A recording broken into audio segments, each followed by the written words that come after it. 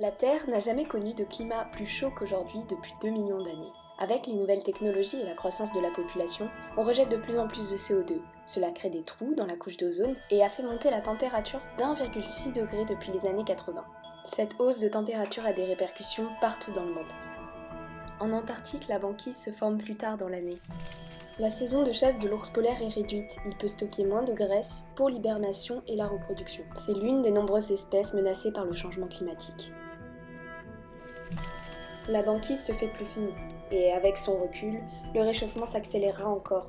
L'eau absorbe la chaleur des rayons du soleil alors que la banquise la reflète. C'est un cercle vicieux.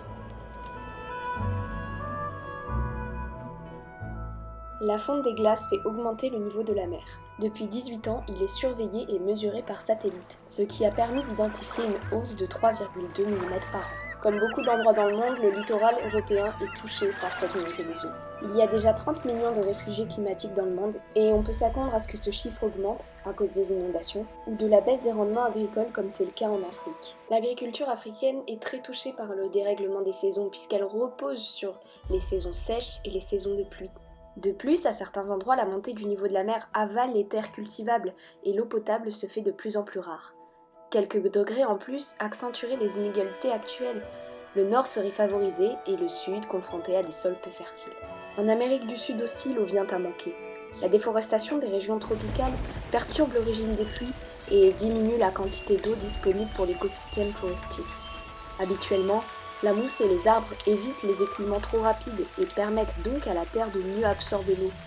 La destruction de la forêt amazonienne transformerait cette région en un désert. Notre mode de vie industrialisé rejette beaucoup trop de CO2 dans l'atmosphère. Ce gaz carbonique abîme la couche d'ozone et elle peut donc moins filtrer les ultraviolets. Cela peut être très dangereux et provoquer des cancers. D'ailleurs, le gaz carbonique lui-même n'est pas bon pour l'homme et il n'est pas rare qu'en Asie on voie des gens porter des masques à cause de la pollution. Malgré tout ce qu'il se passe dans le monde, il n'est pas trop tard pour réduire notre impact sur l'environnement. C'est pour cela que des organisations comme la COP21 ont été mises en place.